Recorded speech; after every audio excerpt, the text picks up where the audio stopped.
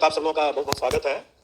और 2 दिन बाद तैयारी 2.0 होने जा रहा है। उसके पहले हम लोग कुछ जानकारी लोगों को दे दें, खास करके आपके माध्यम से कैंडिडेट्स को जानकारी बहुत आवश्यक है।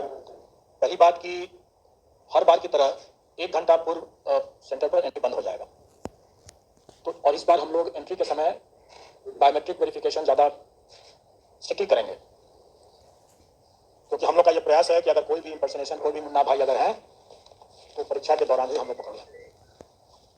इसलिए हम लोग एंट्री के समय में ही काफ़ी सतर्कतापूर्वक उनकी बायोमेट्रिक चेकिंग की जाएगी। इसमें ज़्यादा समय लगना स्वाभाविक है और इसलिए हम सबसे आपके माध्यम से सभी अभ्यर्थियों से अनुरोध करेंगे कि वो लोग पर्याप्त मार्जिन रखते हुए पहले ही पहुंच जाएं सेंटर पर और अपना जगह ले लें। दूसरा कि पिछले बार कैंडिडेट्स लोगों ने कई तरह की गलतियां किया था, जैसे रोल नंबर की गलती एक बहुत प्रमुख गलती थी। कोई एक डिजिट छूट गया, कभी कोई दूसरा डिजिट छूट गया, कोई गलत लिखा गया। तो इसके कारण से जो कठिनाई हुई थी, तो इस बार लोगों ने उनके एडमिट कार्ड में, आप लोग देख सकते हैं यहाँ पर, ये एडमिट कार्ड का एक नमूना है। ये एडमिट कार्ड में ही यहाँ पर बना हुआ है उनको अपना रोल नंबर अपना रखने के लिए। इसमें कोई ऐसा कोई अजूबा चीज नहीं है जिसके लिए आपको फोटो खींचने की जरूरत पड़े, लेकिन ये उनके लिए है कि अगर वो अपने घर बैठे हुए ठंडे दिमाग से, क्योंकि एग्जामिनेशन हॉल में प्रेशर में, तनाव में आकर के गलती कर देते हैं, इसलिए वो पहले ही अपना रोल नंबर लिख करके गोला बना लें, गोला को रंग लें सही तरीके से। घर में है तो अपना जितने बार उसको करेक्शन करना अपना कर लें वो, और उसके बाद वो उसी को लेकर के आए वहाँ एग्जामिनेशन हॉल में, और फिर वो उसी गोला के हिसाब से OMR शीट में गोला बैठाए तो गलती नहीं होगी, चांसेस कम हो गए। दूसरा, पिछले बार हम लोगों ने देखा था कि वो सब्जेक्ट कॉम्बिनेशन गलत डाल दिए, और हम लोग के पास में ऐसे कंप्लेंट भी आते हैं कि हमने तो ये हमारा तो नंबर कम हो गया, लेकिन कई लोगों ने जैसे हिंदी और उर्दू बांग्ला जो भी सेलेक्ट करना था तीनों रंग दिया है। तो आप सुनते रहिए उसमें बैठ कर कि कौन सही है कौन गलत है, और उसके नेचुरली अगर उसका सिलेक्शन नहीं हुआ तो अब कंप्लेंट का होने लगी स्थिति हो जाती है। तो उन सब चीज़ों को ध्यान में रख करके हम लोगों ने इस बार पहले ही साफ कर दिया कि हम आवेदन में जो लेंगे, जो आप ठंडे दिमाग से आप आवेदन भर रहे हैं तो आप ठंडे दिमाग से अपना भर रहे हैं, जो भी सब्जेक्ट कॉम्बिनेशन चुन रहे हैं आप उसी समय चुन लें आराम से। और एग्जामिनेशन हॉल में हम कोई सब्जेक्ट कॉम्बिनेशन आपसे नहीं पूछेंगे, क्योंकि हम पूछते हैं आप गलती करते हैं फिर इसमें कॉम्प्लिकेशन होता है। आपकी सहूलियत के लिए, मतलब अभ्यर्थियों की सहूलियत के लिए कि उसने क्या सब्जेक्ट कॉम्बिनेशन चुना है। वैसे तो हम लोग एडमिट कार्ड इतना नजदीक है इसलिए उसको याद तो होना चाहिए कि उसने क्या चुना है, लेकिन फिर भी अगर वो भूल गया कि हमने क्या चुना था, तो यहाँ पर जैसे मैं दिखा रहा हूँ कि यहाँ पर इसका सोशल साइंस का पेपर जैसे है, तो उस नमूना है ये, जैसे रियल केस ही है लेकिन है नमूना जो है हिस्ट्री एंड पॉलिटिकल साइंस, इसमें उसका कॉम्बिनेशन अंकित है। तो कहने का मतलब यह है कि अगर कोई भूल भी गया हो अगर वो, तो उसको हिस्ट्री या पॉलिटिकल साइंस का कॉम्बिनेशन चूज करना है, इसका आंसर देना है, क्योंकि उसके बुकलेट में हिस्ट्री का भी क्वेश्चन रहेगा, पॉलिटिकल साइंस का भी रहेगा, ज्योग्राफी का भी रहेगा और इकोनॉमिक्स का भी रहेगा, लेकिन उसको करना है हिस्ट्री एंड पॉलिटिकल साइंस में। और अगर हिस्ट्री पहले है तो पहला 40 क्वेश्चन जो होगा, मतलब मेन कॉम्बिनेशन पार्ट का, वो हिस्ट्री का करना है, और दूसरा पॉलिटिकल साइंस है तो अंतिम 40 क्वेश्चन जो होगा वो पॉलिटिकल साइंस का ही करना है। तो जिस सीक्वेंस में यहाँ पर लिखा हुआ है, जिस सीक्वेंस में उसने भरा है, इसी सीक्वेंस में उसको आंसर करना है। ये सीक्वेंस वहाँ पर दिया हुआ है जो उसने भरा कि पार्ट ए में हम हिस्ट्री और पार्ट बी में हम पॉलिटिकल साइंस, तो उसको उसी हिसाब से प्रथम 40 जो है उसको हिस्ट्री पॉलिटिकल साइंस तरह से चुनना है। 150 क्वेश्चन, 160 नहीं है, 150 क्वेश्चन। मैं एक्सप्लेन कर देता हूँ, मैं आपको एक्सप्लेन भी कर देता हूँ, क्योंकि आप लोग भी क्लियर हैं और अपने संपर्क में और अपने मीडिया के माध्यम से अभ्यर्थियों को भी सतर्क कर दें। वैसे मुझे उम्मीद है कि अभ्यर्थी ज़्यादा जानते होंगे क्योंकि उन्होंने इसकी प्रैक्टिस भी किया होगा, तो इसलिए मैं मानता हूँ कि ज़्यादा जानते होंगे, लेकिन फिर भी आप सबकी जानकारी के लिए प्रथम 30 क्वेश्चन जो है किसी भी पेपर में, प्रथम 30 क्वेश्चन जो है वो लैंग्वेज क्वालिफाइंग है, और उसके बाद जो 120 क्वेश्चन है, जैसे सोशल साइंस का जैसे एग्जाम्पल ले रहे हैं, तो उसमें 40, मतलब क्वेश्चन नंबर 31 से 70 तक 40 क्वेश्चन जो हुए वो जनरल स्टडीज के होंगे, जो सोशल साइंस पेपर की बात करता हूँ। उसके बाद जो 71 से लेकर के जो 150 तक जो होंगे, तो 71 से 40 में जोड़ दीजिए 110 तक, 71 से 110 तक जो होंगे, ये जो 40 क्वेश्चन होगा इस कैंडिडेट ने, चूंकि हिस्ट्री पहले चुना है, तो 71 क्वेश्चन नंबर से लेकर के 110 क्वेश्चन नंबर तक वो 40 क्वेश्चन जो है वो हिस्ट्री का क्वेश्चन देखेगा और हिस्ट्री के हिसाब से उसमें आंसर भरेगा OMR शीट में। और फिर 111 से लेकर 150 के क्वेश्चन होंगे, वो उसको पॉलिटिकल साइंस चूंकि इस पर लिखा हुआ है, तो वो पॉलिटिकल साइंस वाला पन्ना पलटेगा, उसका क्वेश्चन देखेगा, और 111 से 150 पॉलिटिकल साइंस। ये सीक्वेंस है और मैं समझता हूँ कैंडिडेट्स को पर्याप्त इसमें सूझबूझ होनी चाहिए। अगर सूझबूझ नहीं होगा तो शायद शिक्षक बनने के लिए भी योग्य नहीं होता है, लेकिन इतनी सूझबूझ होगी और प्रैक्टिस किया होगा तो जरूर समझ में आ गया होगा। और चूंकि उसको स्मरण में है, प्रेशर में कहीं भूल ना जाए कि पहले कौन सा दिया था, हिस्ट्री लिखा था, पढ़ेगा, तो इसलिए वो यहाँ पर दिया हुआ है। तो इसलिए ये प्रॉब्लम नहीं होना चाहिए। अब रही बात की इसमें हम लोगों ने पहले पिछले बार भी हम लोगों ने बहुत क्लियर करके रखा था लोगों को कि हम पूरे मुस्तैदी से हम लोग चाहेंगे कि कोई कदाचार मुक्त परीक्षा हो, और इसके लिए हम लोगों ने टेक्नोलॉजी का और बायोमेट्रिक वेरिफिकेशन का पर्याप्त इस बार व्यवस्था किया है। हम लोग ऐसा कोई अभी हम लोग अभी प्रतिबंध नहीं लगा रहे हैं।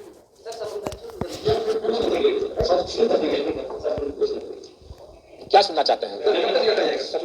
अच्छा, किसी ने ये सोचा कि सप्लीमेंट्री रिजल्ट सेकेंड टीआरई 2 के रिजल्ट के साथ साथ निकालना ज्यादा लाभकारी होगा या अभी निकालना ज्यादा लाभकारी होगा?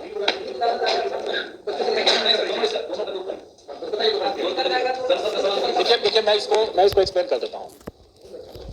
अगर कोई कैंडिडेट अगर मान लें अभी तो जैसे उन्होंने एक्सट्रीम एग्जांपल दिया कि ऑलरेडी उस कैटेगरी में मात्र जिला के कारण से दोबारा परीक्षा देने के लिए तैयार बैठा है, तो खैर वो एक्सट्रीम एबरेशन है, उसकी बात ना करें हम लोग। लेकिन इतना तो स्वाभाविक है कि जो भी कैंडिडेट को अगर मिला होगा इस बार रिजल्ट आया है, उसमें अगर उसको अपने प्रॉस्पेक्ट्स बेटर लग आते हैं, जैसे प्राइमरी का है तो इस बार प्राइमरी में आया है, वो हो सकता है कि जरूर देगा वो अगले बार के लिए, मिडिल के लिए आने के लिए या हाई स्कूल के लिए आने के लिए या हायर सेकेंडरी में जाने के लिए वो करेगा, उसका हक है, वो दे सकता है। अगर जो ऑलरेडी जो जिनका रिजल्ट निकल चुका है, जब वो ये काम कर सकते हैं और जब ऐसा होगा उनका सिलेक्शन हायर क्लास में, तो पिता फिर से खाली होगा। तो जो अगर सप्लीमेंट्री वाले भी अगर यही काम करेंगे, कर ही सकते हैं। अब सप्लीमेंट्री के जो भी फिगर्स हमारे पास वैकेंसी आया है उसमें हमने किसी उतने लोगों को दे दिया, रिजल्ट अभी दे दिया, फिर इन लोगों का ये लोग दोबारा पैसा तो देंगे ही देंगे, ऐसा नहीं कि नहीं छोड़ेगा, देना ही है उसको, इसलिए देगा। ये तो तैयारी हो गया है उसमें, दूसरा बेटर प्रॉस्पेक्ट्स के लिए वो देगा ही देगा। देने के बाद इन सप्लीमेंट्री रिजल्ट वाले लोगों का भी सिलेक्शन होगा उसमें से कुछ का, फिर से खाली हो जाएगा। तो एक तरीका ये भी हो सकता है कि हम उस जितने इस तरह से खाली होते हैं उनको फिर से आगे उसको टीआरई 2 के सप्लीमेंट्री में करें, फिर उसका क्योंकि जाएगा टीआरई 2 में अब वो, क्योंकि टीआरई 2 की परीक्षा। दूसरा ये हो सकता है कि अगर उसका टीआरई 2 में हो गया और इधर हमने सप्लीमेंट्री नहीं निकाला, तो वो कैंडिडेट जो कंसिडरेशन जोन में टीआरई 2 में स्वतः आ गए, उनको तो छोड़ करके हम टीआरई 1 का सप्लीमेंट्री निकालेंगे ना, तो उस समय हम ज्यादा लोगों को हम टीआरई 1 में अकोमोडेट कर सकते हैं, क्योंकि उतनी वैकेंसी है हमारे पास। जो लोग ऑलरेडी टीआरई 2 में चला ही गया, तो टीआरई 1 का वो जो 4700 4800 जितना भी आया है वैकेंसी, उतना में जो लोग टीआरई 2 में चले जाएंगे, तो उनको क्या हम टीआरई 1 में देकर बात करेंगे, उनका वेस्टेज होगा। नाउ इसलिए मैंने आप लोगों से पूछा है कि इसके दोनों पहलू हैं। अब अभी सब लोग चिंतित है कि जल्दी निकाले सप्लीमेंट्री, निकाल दे सकते हैं, लेकिन अगर मान लीजिए कि उसमें से 200-300 लोगों का अगर दोबारा टीआरई 2 में अगर हो गया, तो वो 200-300 अतिरिक्त हम यहाँ दे सकते थे, टीआरई 1 में हम दे सकते थे। हम तो मान लेते, एक चीज और आप लोगों को समझना होगा और आपके माध्यम से कैंडिडेट को भी समझना होगा, हम लोगों के यहाँ वेटिंग लिस्ट का कोई प्रोविजन नहीं है। राज्य सरकार में वेटिंग लिस्ट का कोई प्रावधान नहीं। कौन सा मामला वेटिंग लिस्ट के लिए बनता है और कौन सा मामला सप्लीमेंट्री रिजल्ट में बनता है, इसके अंतर को समझना बहुत जरूरी है। इसके अंतर को समझना जरूरी है। जिसका हम लोगों ने रिजल्ट दिया, उस रिजल्ट के प्रोसेस में डिपार्टमेंट भी उसको देखता है, और ये सिर्फ तैयारी की बात नहीं है, किसी भी परीक्षा में डिपार्टमेंट भी देखता है उसको, डॉक्यूमेंट वगैरह सब देखता है कि ये पुलिस वेरिफिकेशन देखता है वगैरह वगैरह। अगर डिपार्टमेंट पाया कि हमारे अनुशंसित कैंडिडेट में कोई त्रुटि है, मतलब योग्य नहीं है, तो वो आयोग को वापस भेजता है कि इसमें पुलिस वेरिफिकेशन गलत आ गया या ये पुराना चीज हो गया, या कोई है जिसके लिए वो योग्य नजर नहीं आते हैं, तो आयोग उनके स्थान पर सप्लीमेंट्री लिस्ट अनुशंसा भेजता है। तो जो जिनको अभी वैसे कैंडिडेट जिनको अभी कोई ऑफर लेटर नहीं मिला, अभी डिपार्टमेंट अपने स्तर से उसकी चेकिंग किया और चेकिंग करके अनुशंसा को वापस किया और हम लोगों ने उसके जगह पर नई अनुशंसा भेजा, तो ये सप्लीमेंट्री रिजल्ट का मामला बना, ठीक है। लेकिन एक बार अगर उस अनुशंसा पर डिपार्टमेंट ओके कर देता है उसको, तब उसको ऑफर दिया जाता है, और एक बार जब ऑफर हो गया तो अब उसका विवेक है, व्यक्ति का, जो सिलेक्टेड कैंडिडेट का, वो ज्वाइन करे ना करे। अब अगर वो ज्वाइन नहीं करता है तो वो वेटिंग लिस्ट में जाएगा, और वेटिंग लिस्ट का चूंकि प्रावधान नहीं है इसलिए वो वैकेंसी कैरी फॉरवर्ड होगा। तो ज्वाइन करके छोड़ दिया वो भी कैरी फॉरवर्ड होगा। ऑफर मिल गया, ज्वाइन करे चाहे ना करे। कई बार होता है कि कैंडिडेट बोलता है कि हमको रिलीव नहीं हो पा रहे हैं, अपना पहले कहीं काम कर रहे हैं, हमको 1 महीना 2 महीना 3 महीना 4 महीना 6 महीना लगा, बीमार है, कई तरह के कारण करते हैं। हर कोई तो एक नाव पर 2-3 नाव पर पैर रखता है, यहाँ भी नौकरी लेता है, वहां भी नौकरी लेता है, उसमें यहाँ भी ज्वाइन करता है, ज्वाइन करने की कोशिश करता है, देखता है, हर जगह लटका के रखता है। स्टूडेंट लाइफ हम लोगों ने भी वो किया था, करते हैं लोग अपने अपने अपने बेस्ट प्रॉस्पेक्ट्स के लिए ऐसा करते हैं लोग, तो वो अपने होल्ड करता है। जब तक वो अपना रिलीज नहीं करेगा तब तक वो वैकेंसी दूसरे को नहीं जा सकता। और इसलिए गवर्नमेंट ने, क्योंकि इसमें काफी टाइम लग जाता है, इसलिए गवर्नमेंट कभी भी इसलिए यहाँ पर गवर्नमेंट वेटिंग लिस्ट की बात नहीं करती। और क्योंकि वेटिंग लिस्ट नहीं है, इसलिए अगर कोई कैंडिडेट अगर ऑफर मिल गया या ज्वाइन करने के बाद छोड़ दिया या ज्वाइन करने के पहले ही ज्वाइन ही नहीं किया, ऑफर मिल गया, वैकेंसी यूटिलाइज हो गया, और अब अगर वो नहीं ज्वाइन करता है, छोड़ देता है, ज्वाइन करने के बाद सारे के सारे कैरी फॉरवर्ड होंगे। लेकिन अगर उसको ऑफर ही नहीं मिला है, क्योंकि डाउट है डॉक्यूमेंट वेरिफिकेशन में, पुलिस वेरिफिकेशन में वगैरह वगैरह में, और वो वैकेंसी अगर हमको वापस, जैसे इस बार मल्टीपल रिजल्ट की वैकेंसी हमको वापस हुआ, तो वो सप्लीमेंट्री रिजल्ट है। इसलिए हम लोग शुरू से कह रहे हैं कि हम सप्लीमेंट्री रिजल्ट देंगे। हम कभी भी नहीं बोल रहे हैं कि हम वेटिंग लिस्ट का रिजल्ट देंगे, क्योंकि वेटिंग लिस्ट का रिजल्ट का प्रावधान नहीं है। और ये तो लोगों की मांग करना है कि नियोजित को आउट करके नौकरी दीजिए, ये तो इसके लिए तो चर्चा ही करना बेकार है। ये तो गैर संवैधानिक है, असंवैधानिक है, गैर कानूनी हो जाएगा। हम लोग रिजल्ट तब निकालेंगे जब हमारा तैयार हो जाएगा। और जैसे मैंने पहले ही बताया कि हमारे पास कई पेंडेंसी है और हमारी ये प्रायोरिटी में नहीं है। टीआरई 1 का सप्लीमेंट्री रिजल्ट निकालना मेरी प्रायोरिटी, टॉप प्रायोरिटी नहीं है।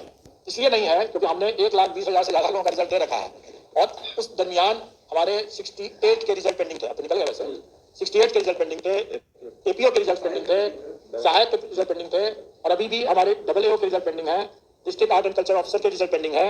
लंबे समय से वेट कर रहे हैं। पहली हमारी प्राथमिकता वो है और हमारा टीआरई 1 का सप्लीमेंट्री रिजल्ट तभी निकलेगा जब हम तैयार हो जाएंगे उसके लिए। हो सकता है कल तैयार हो जाए, परसों तैयार हो जाए, हो सकता है एक सप्ताह के बाद तैयार हो।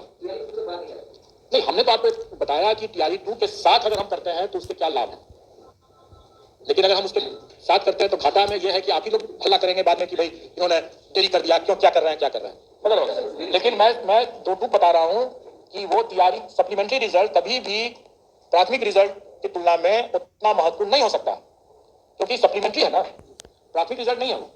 प्राइमरी रिजल्ट अगर होता, मेन रिजल्ट अगर होता तो हम उसकी प्राथमिकता दिया, क्योंकि दिया भी गया। सप्लीमेंट्री रिजल्ट हमारी प्राथमिकता नहीं हो सकती है, वो भी तब जब हमारे पास ढेर सारे दूसरे परीक्षाओं जो लंबे समय से उसकी परीक्षा पर लंबित है। हमारी प्रथम प्राथमिकता वो है। अब ये दूसरी बात है कि हम इसमें से देखेंगे और हमारी जब तैयारी हो जाएगी, वो तैयारी सप्लीमेंट्री रिजल्ट का अगर हो जाता है तो, अगर तैयारी हो जाएगा तो हम कल निकाल देंगे, अगर तैयारी नहीं होता है तो हम एक सप्ताह के बाद भी निकालेंगे। तो हम कोई कमिटमेंट नहीं करेंगे उसमें।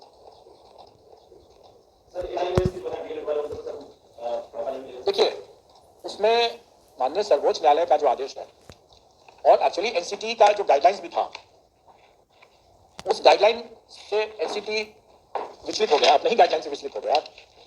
ठीक है, न्यायाधीश के आलोक में ही विचलित हुआ, जिस पर कि माननीय सर्वोच्च न्यायालय ने आश्चर्य भी व्यक्त किया। लेकिन वो प्रावधान क्या था? एनआईओएस के द्वारा डिप्लोमा करने के लिए वो इस पृष्ठभूमि में था कि आरटीई जब आया तो उस समय कई शिक्षक पहले से कार्य कर रहे थे और आरटीई में क्वालिटी एजुकेशन भी उसका एक इम्पोर्टेंट एलिमेंट है आरटीई का। तो उसमें यह हुआ कि वैसे टीचर्स को अपग्रेड करने के लिए, उनको उनकी गुणवत्ता में लाने के लिए, उनको प्रशिक्षण देने के लिए ये डीएलएड की व्यवस्था, जिसमें कि 6 महीने कम, मतलब शॉर्ट ड्यूरेशन डीएलएड की व्यवस्था की गई, एनआईओएस के द्वारा दिया गया। लेकिन ये जो पूर्व से जो कार्यरत टीचर्स थे, उनके लिए ये प्रशिक्षण के लिए ये व्यवस्था थी। ऐसा नहीं था कि कोई एकदम नया कोई टीचर आ रहा है पहले उसी कारण से ज्वाइन कर रहा है, ऐसी बात नहीं थी। ऐसा नहीं था कि कोई एकदम नया कोई टीचर आ रहा है पहले उसी कारण से ज्वाइन कर रहा है, ऐसी बात नहीं थी। नए अभ्यर्थी के लिए नहीं था, जो पहले से जो अनुभवी जो टीचर चले आ रहे हैं। माननीय सर्वोच्च न्यायालय का जो आदेश निकला हुआ है उसमें उन्होंने उनके द्वारा एक डेट भी दिया हुआ है 2017 10/8/2017 कि उसके पूर्व जो कार्यरत थे उन्हीं का एनआईओएस के द्वारा डीएलएड जो था है वो वालिद माना जाएगा, उसके बाद का नहीं।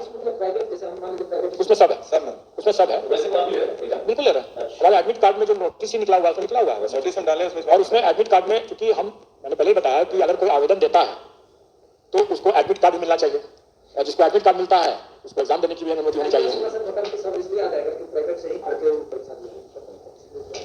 अगर कोई ऐसा फर्जीवाड़ा करते हैं तो वैसे पहले ही मैंने बताया कि बहुत से लोग फर्जीवाड़ा करके क्लियर वर्ष टीटीसी में अगर फर्जीवाड़ा करके आए हैं, आज नहीं तो कल पकड़े ही जाएंगे फर्जीवाड़ा से। देखिए, एक हमारा जो कानून की जो व्यवस्था है उसमें हम सबको निर्दोष मानते हैं जब तक कि वो निर्विवाद रूप से दोषी नहीं प्रमाणित हो जाता है। तो हम तो अभी उसको प्रथम दृष्टया हम उसको सही मानेंगे। अगर वो लिख के दे देता है, अंडरटेकिंग दे देता है, जैसे हम लोग एडमिट कार्ड में अंडरटेकिंग ले रहे हैं कि वो एनआईओएस का डीएलएड जो है उसका विधिवत रूप से है और माननीय सर्वोच्च न्यायालय के आदेश के आलोक में वो वैध है, यह अंडरटेकिंग लिखने के बाद देता है, उसके बाद ही वो उसका एडमिट कार्ड डाउनलोड होगा। अगर उसने गलत अपना अंडरटेकिंग दे दिया तो उसने गलत दिया है और अभी हम उस पर नहीं, उसका भी कोई इन्वेस्टिगेशन हम नहीं अभी कर रहे हैं, अभी हम उसको अलाउ करेंगे आपके होने के लिए, लेकिन कालांतर में वो फंसेगा। अगर उसने गलत दिया है तो फंसेगा।